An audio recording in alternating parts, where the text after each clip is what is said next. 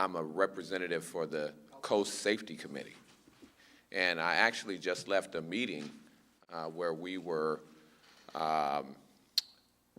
developing modules for our general safety training program, which we have between us and between the ILWU and the Pacific Maritime Association. But that's not what I want to talk about right now. Oh, thank you. Thank you. What I want to talk about is I was very interested in listening to the transit workers, the Muni bus drivers, talk about their struggle. And as Steve mentioned, I'm the chairman of the Local 10 Defense Committee. And one of the things our employer is suing us for is because we stood by on April 4th in honor of the workers of Wisconsin. Thank you.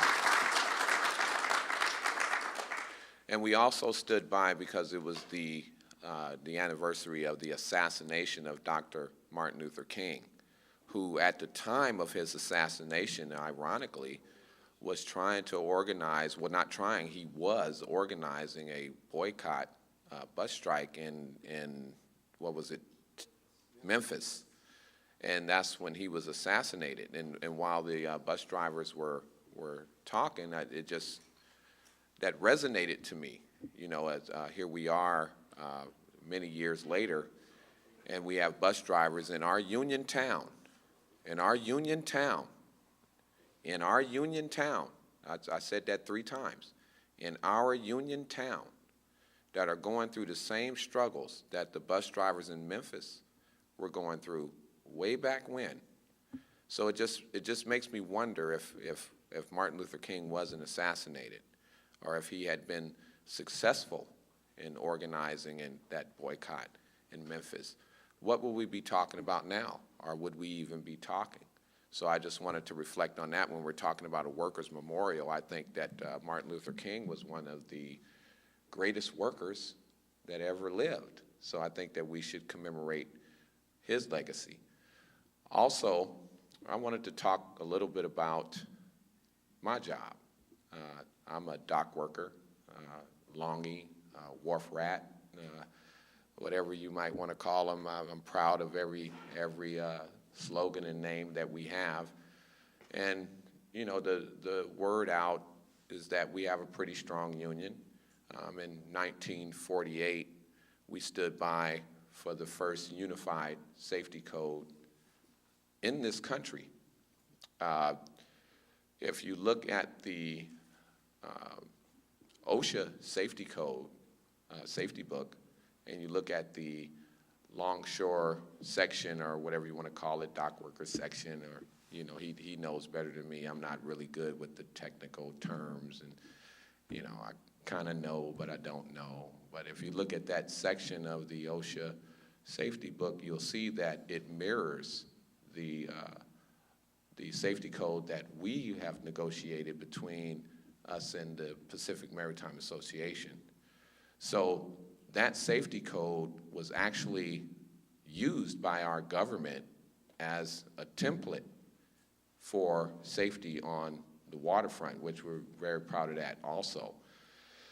But there's some things that I'm not proud of, and I need to talk about those things too, because I've actually been a longshoreman for, about 17 years now, and I've seen friends die on the job. I've seen actual friends of mine that I knew before I came to the waterfront die right in front of my face because of safety precautions that weren't taken, or safety precautions that might have cost too much, or just flat out a drive for production. I've seen friends of my father die on the job involved in accidents that could have been prevented. Now, what I wanted to talk about now is we have a moral responsibility on our jobs to make them safe, for one very good reason, because you have a generation of workers they're growing up right now, and they're your children. And by the time those children start taking on the jobs that you have or may not have right now, those jobs are going to be 20 to 50 times worse as far as safety than they are now if we don't do anything to fight for safety on the job. Me personally, I don't want my children to work anywhere where it is a threat that they won't come home to their families after the day is over. Now, I want to tell you a very interesting story because I really wasn't prepared to speak here tonight because I just left a meeting with my union. But I want to share a story with you because it really moved me when I was listening to the bus driver speak. I'm a crane operator. And one of the problems we have on the docks, crane operators, is we have to breathe emissions coming from the ship a lot, okay? This is a very huge problem on the waterfront. And the employers that we work for want us to work anyway. They want us to breathe these emissions anyway, and they want us to continue to work because they are more concerned with the profits than they are with our health and safety. Right. Thank you. Is that good? All right. So I wanted to tell you this interesting story. I was in the crane. This was about 2 weeks ago. And the engine has to run on these ships for them to keep the lights on and all of this crap that doesn't concern me as far as I don't want cancer because you want to keep your lights on or you want to keep your machines moving. However, this is the reason why they want to keep the lights on. What we have done in our most recent negotiations is negotiated cold ironing. That is, in a nutshell, is where the employers can actually plug the ship in from the dock and use land electricity to run the ships while we're working them. That way they can turn the lights on, they can do whatever they want while we're working the ships. Well, this particular ship didn't have the plug. So the emissions were pouring out of the smokestack of the ship, and they wanted me to work this bay that was right next to the smokestack, which, of course, I was the wrong longshoreman to ask to do that. Okay? So I refused to do it. I stood by. We have language in our agreement that I use to stand by on safety, and I exercise that.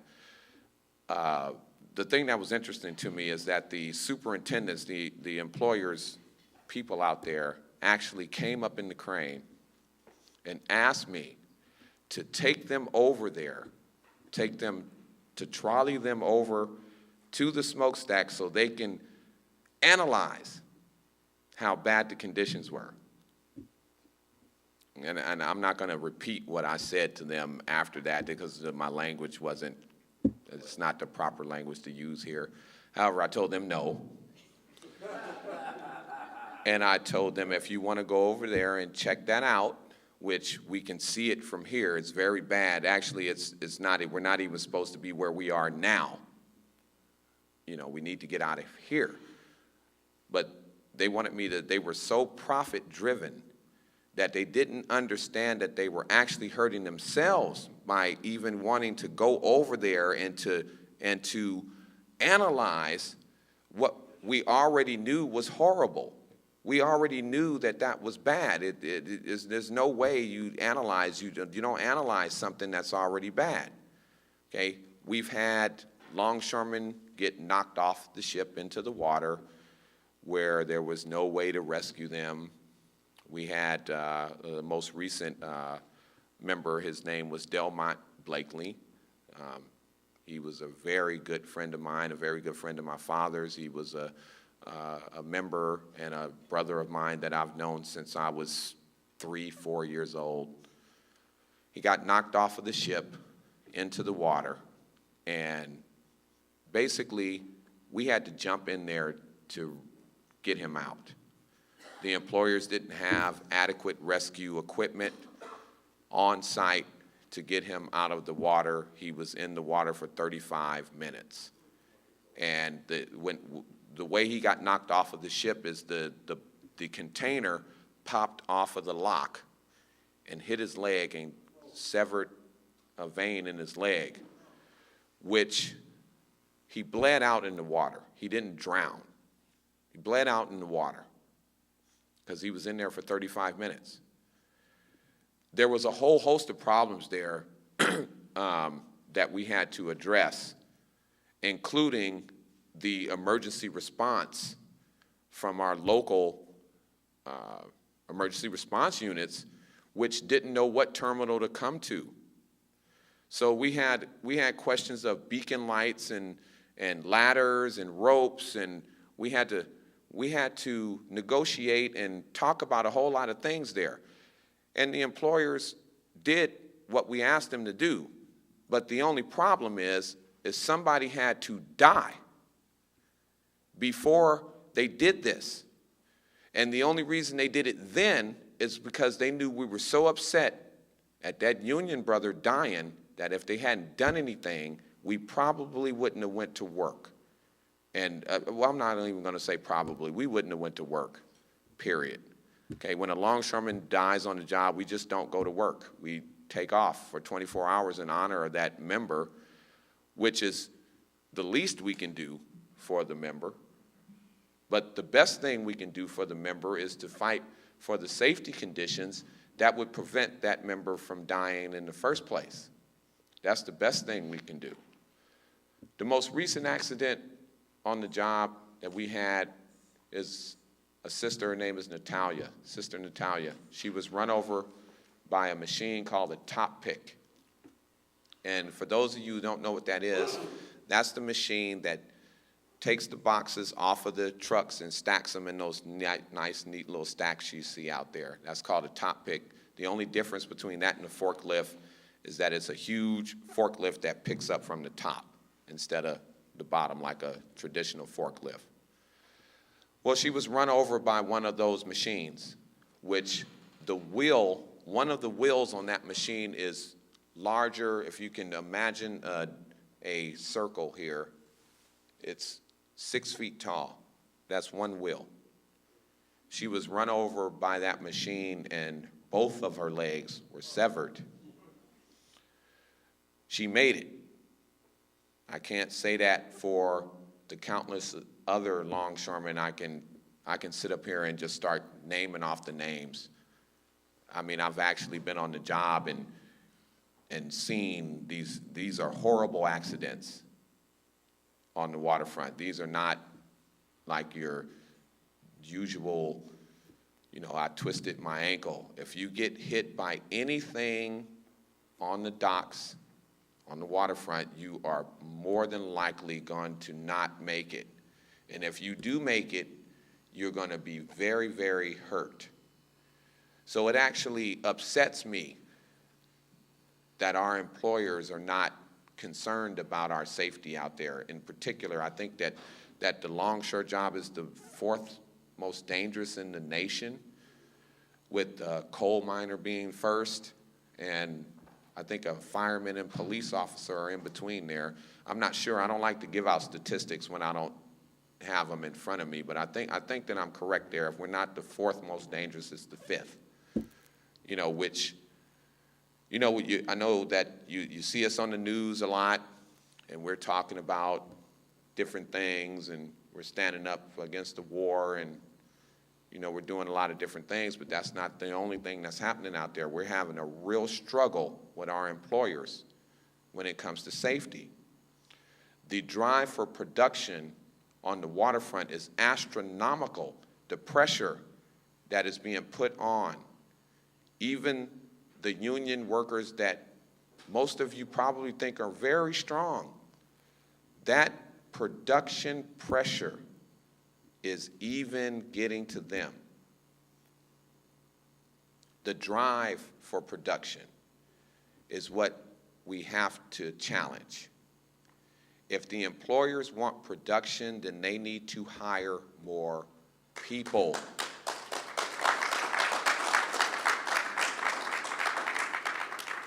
Now, I told you I don't like to give out statistics when I don't have them in front of me, but one year we were in negotiations with PMA.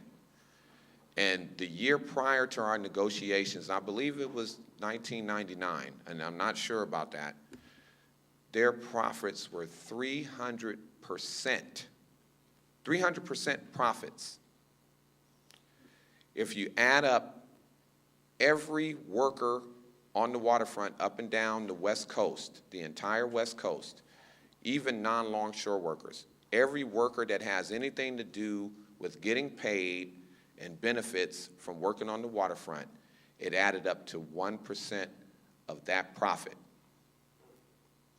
And even with that,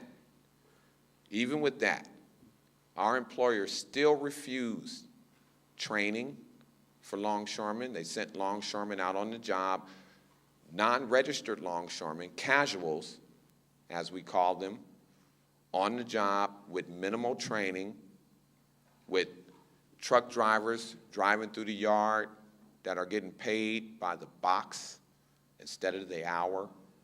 I don't have to tell you how they're driving through those yards, but I don't want to badmouth the truck drivers here. That is not what I'm doing here. I don't blame that on the truck drivers, even though I think that the truck drivers. Right.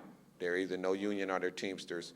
But I don't want to sound like I'm bad-mouthing the truck drivers at all, because the truck drivers are in a position that a lot of our workers in this country, our brothers and sisters, are in right now, even our brothers and sisters in Wisconsin. They're trying to make a living. They have to make a living by depending on how many boxes they deliver. So when they come in the yard, they're trying to hurry up and deliver that box, hurry up and get the hell out of there, and hurry up and come back. You know, and it's kind of hard to be concerned about the longshoremen standing there driving the transtainer like I do every day. I'm the one delivering their boxes. This is why I see this every day. It's kind of hard to be concerned about running me over, which I've almost been run over out there. I can't even count the number of times I've almost been killed. And I'm the international safety rep for Northern California. I'm the international safety rep for Northern California. And when I go on the job and stand by on safety, I get challenged by the employers, which is amazing to me. I mean, I'm actually the wrong guy to do that to. I mean, I'm not going to even sit up here and lie. I'm not scared of our employers at all. However, they still, the drive for production is that serious, where even a guy that you know is a safety rep, I almost, if I want to keep my elected position, even if I was that kind of guy that wanted to keep my elected position, there's no way possible I can violate safety rules in front of my members, right? You would think that the employers would know that, right? They don't care. They don't care. It goes all the way down to me dying. They don't care. They'll just replace me with another longshoreman and forget about it.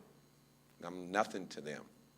So that's why I never really put too much weight on positions like international safety rep. I just left a safety rep meeting just now. And you know what we did? We talked. And we talked about the way things should be. But I work out there. We have our union officials are not staffers. We are members who are elected. So I know how it is out there. So you can't get me in a meeting and tell me that, oh, we're going to do all this beautiful stuff, and I know that you're not going to do nothing because your budget doesn't say you're going to do that. Your budget is geared toward production. Okay? One of my responsibilities on the International Safety Committee for the ILWU is to be a member of MACOSH, which I know you know about. And I'm not gonna get political up here, but I'm gonna tell the truth. You know, I've been to MACOSH, and it's a lot of red tape there. MACOSH is an advisory committee for OSHA. And whenever you want to change some safety rules or anything in the OSHA manual or anything that has to do with occupational safety, then that advisory committee makes the recommendations, and then they go to OSHA. But as your rep will tell you, these things take years. I mean, you can file a white paper. Am I lying here? Yeah, you file a white paper when you want to challenge something. And it could take 10 years. You know, you can have a president, like right now, I'll tell you, I went to the MACOSH meetings when Bush was the president. It was a completely different MACOSH. It was, the employers were in control. We couldn't hardly say anything. It was like, well, you're not going to do that, and you're not going to do this, right? Then Obama got elected. It was a whole different ballgame. Oh, we're concerned about worker safety now. It was a completely different atmosphere. But the thing is there was still not really anything being done, okay? Now, yeah, fancy talk, right. Now, I know the difference between, I've been at this a long time, and I've negotiated contracts, okay? I actually negotiated the safety code. If you open our safety code, you'll see the negotiators there, and you'll see my name. So I've been at this a while. I know when somebody's just talking to me and when somebody's talking to me, okay?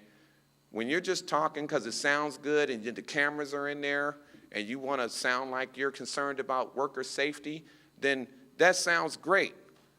But when I go to a Workers' Memorial Day event and they got all of the workers who've died in the country that year and it looks like a Vietnam memorial wall, then I know that what you're talking about is just talk.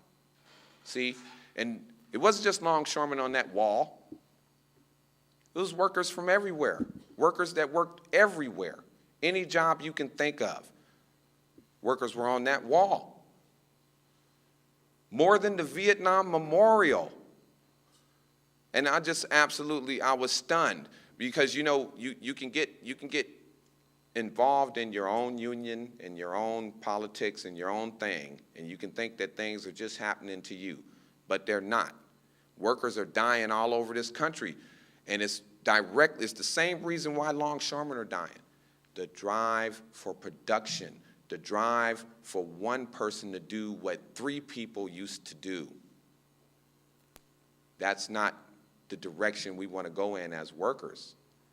You know, so the safety on the job has a lot to do with fighting for the conditions on the job and slowing down the job. You know, we can't be afraid to do that.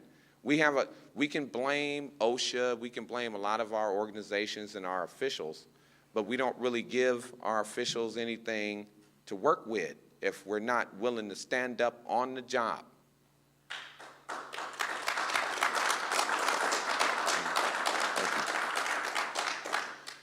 Now, one of the things we do, and I don't think we do it often enough, I'm not going to lie. I don't think we do it often enough because sometimes we get off early on the waterfront. We have shifts that might not last the entire 8 hours. In our contract, we have what's called an 8-hour guarantee. So if we have a ship that works 4 hours, we get paid the 8 hours under the 8-hour guarantee. Also, though, it works in the reverse. If we have 2 ships there and we finish in 4 hours, then the employers can shift us to the other ship because of the 8-hour guarantee. So it works both ways. The majority of the time, it works in our favor. And, you know, if a ship finishes early and there's nothing left to do, then there's nothing left to do. But the employers don't like that. They don't like the fact that work is over and there's nothing left to do. And they're paying you 8 hours even though they've negotiated this with us. This is negotiated. What are you going to do? So they have all these little tricks and things up their sleeve to try to prevent that from happening. One of them is ordering short manning. Okay, you want to order short manning because this ship would finish in 4 hours, but now it's going to finish in 8. Okay, you're not just extending the time of the ship when you order short. You're extending the chance that someone's going to get hurt. Because one of the major things that we do on the waterfront is we look out after our partner. It's all about your partner. We're almost like police officers. It's like you watch your partner's back. And if your partner's not there, the chance of you getting injured rises like 50 to 60%. I mean, it's very dangerous. And the employers have been ordering short in San Francisco more than up and down the coast. Okay? In San Francisco, the injury rate per man hour is the highest on the coast.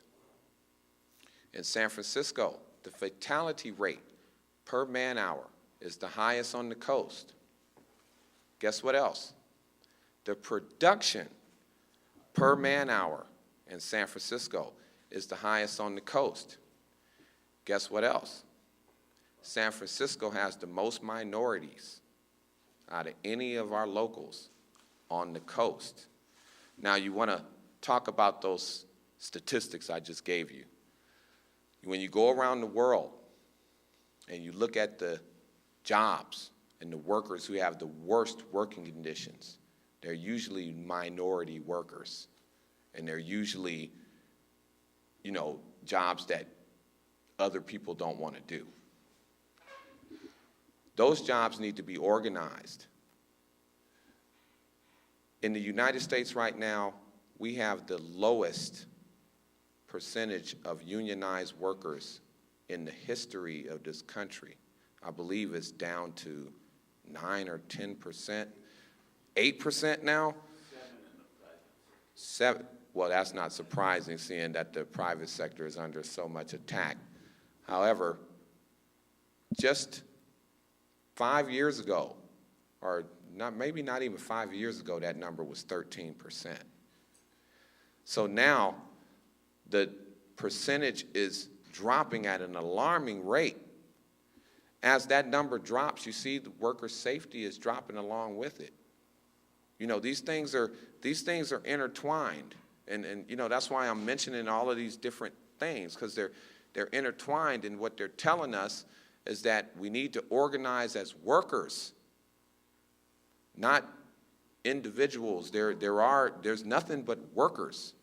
Even the unemployed people are workers. They're just unemployed workers. And other workers need to make sure that the unemployed become workers. And once they become workers, we need to ensure that we all, including them, have safe workplaces and safe working conditions to work under so that we can come home to our families. What do we talk about the American dream? What is the American dream if you go to work and get killed? Is that the American dream that your family wants? That's not, I know my kids are not sitting there dreaming right now, my dad's going to get killed at work today.